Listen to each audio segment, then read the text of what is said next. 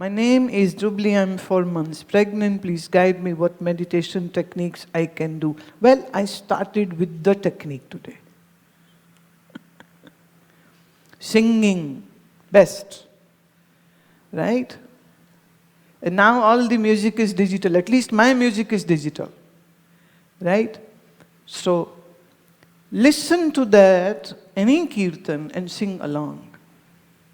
As I said yesterday, when you sing any mantra or when you sing any kirtan, you are producing a certain energy of certain frequency. And that sound frequency is going to give you great benefit, not only physically, not only mentally, but also spiritually. A Japanese pianist was part of a clinical trial study done to know what is the effect of music when a lady is pregnant. Now she is a pianist, so in her all pregnancy she kept on playing music or listening to music, and classical music. And in time she gave birth to a boy, and when the boy was around about 2, she brought a mini accordion, a mini piano for him, so that he can place his fingers. And now, for the wonder of all the scientists who were observing her, she teaches her young kid how to place the fingers. First time she makes him press the keys, second time this young guy is doing on his own. And by age of 4, the child could play very complex music pieces. This is very much available on Google and YouTube. If you'll go, you'll find it on the National Geographic also. And they did these certain experiments, like they also did an experiment where the pregnant woman is listening to rock music. You know, the headbangers? So the mother is listening to that. And in 7th month, they did an ultrasound of the child, and they could see that when she is listening to this kind of music, the child is making very weird, ugly faces.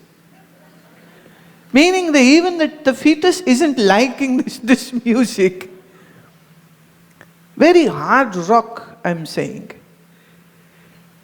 So they had I'm giving example of 2 women, one who is listening to classical music, one who was listening to a very jarring and at a very high pitch and not a very well composed, it is just, going haywire. And these 2 women were being observed right from day 1 through the day they gave the birth to the child. And there was a big difference in between 2 children.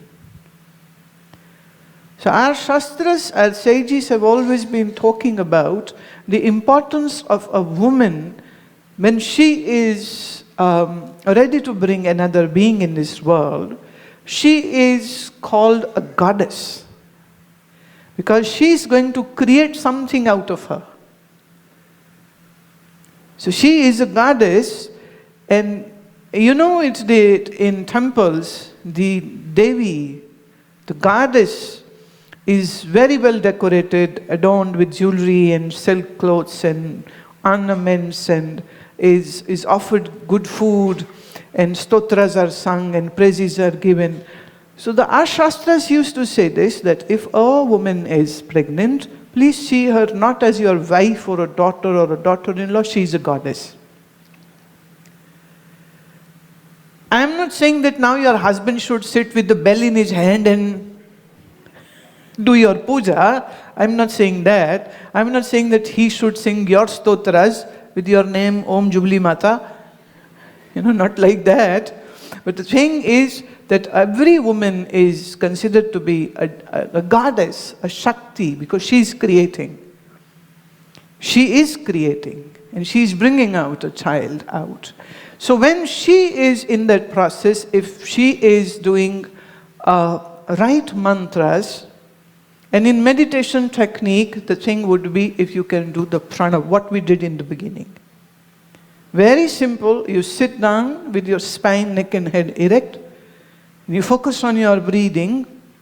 You make it deep, you make it long, you make it very relaxed. It should be jerk-free breath.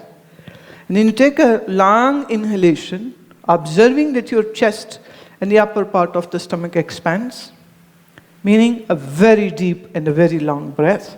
And on exhalation, you do the chant. As simple as this, that will work wonders. And after 5th month, there is another advice which I will like to give, is that if a pregnant woman practices certain asanas, then her delivery for sure would be normal and would happen in maybe hour or two. This is the record which I have. The least time which was taken was that in hour, here she got the pain, water broke, in 1 hour the baby was out. In 4th, 5th day, the lady was walking with the child and as normal as any woman should be. The need of C-section is gone then. So there are certain asanas which can be practiced after the 5th month. And if she does her asana, if you do your mantra, and one thing which I'll advise more is practicing Yoga Nidra. If you do Yoga Nidra, then your brain will be having these great alpha waves will form, and your mind would be so pacified and so relaxed and so beautifully calm that your whole system will be not in any agony or not in any pain or not in any stress, because a woman who is becoming mother for the first time, there's a lot of stress in her mind. What will happen? What can go wrong? Will everything be fine or not? So we need to take care of this part, and doing Yoga Nidra for a pregnant woman would be the greatest boon. It's much better than taking that multivitamin. I'm not saying don't take multivitamin, but it would be much, much powerful to do Yoga Nidra every day. So that will really, really help you. And sing a lot and be happy. And you don't have to have a reason to be happy. You don't have to have somebody's birthday to be chirpy and say, oh, happy birthday. Be every day. See, every day when we are born, in a way, when the breath goes in, that's birth. So every day, isn't it a new birth? So actually, you should be saying happy birthday to yourself every morning. You can die in your sleep. Right? Possible? Not possible. People die in their sleep. And you didn't die. And you are very much alive. So say happy birthday to yourself. So every day is a new day. Every day is a new day. हर दिन एक नया दिन है. हर दिन जब आपकी आंख खुलती है तो अपने आप को बधाई दिया करो कि रात हम घोड़ी नहीं चढ़ गए. कौन सी चिता वाली घोड़ी नहीं चढ़ गए हम जिंदा हैं. हम स्वस्थ हैं और ईश्वर ने हमें एक और जीवन जीने को दिया है. तो ये एक बहुत खुशी की बात होती है. तो हर सुबह जब आपकी आंख खुले तो उसके भी पहले तुम्हारे मन में यह भाव आ जाना चाहिए कि प्रभु आपका कितना धन्यवाद है, आज मेरे पास एक दिन और मैं अपने इस जीवन को, इस एक दिन को मैं अब और अच्छा बनाऊं. ये मेरी कोशिश रहे, ये मेरा प्रयास रहे. ये भाव आपके मन में आना चाहिए. ऐसा कहते हैं कि जब आप सुबह नींद जब खुले तो आँख खोलने से पहले ये भाव मन में आ जाए, और फिर जब उठ के बैठे तो सबसे पहले अपनी श्वास को चेक करिए.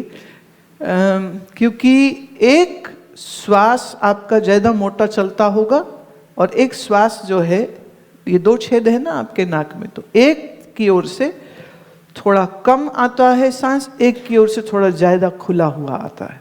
ये जो ज़्यादा खुला हुआ आ रहा है, इसका मतलब ये स्वर आपका एक्टिव है.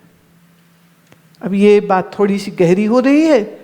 अगर तुम हमारी किताब है योग से आरोग्य, उसमें हमने स्वरों के बारे में बताया है.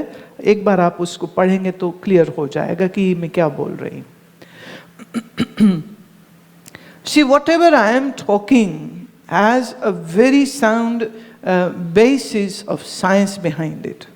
Everything is functioning with the system. And unfortunately, you know how your other systems work, but you don't know how your own body works. So when we are breathing, one of the nostrils is more active than the other. So when the right nostril is active, this means your body is ready to do physical work. And when your left is very active, then you are ready to do any mental work, studying, doing sadhana. And there is a time when these two nostrils have an equal flow of breath. That is called samaswara. When your left is active, it is your lunar. When it is your right active, that is called solar. And when the both nostrils are active together, it is called samaswara. And when this samaswara is happening, this is the time when your mind would be calmest of all. It would be calmest of all.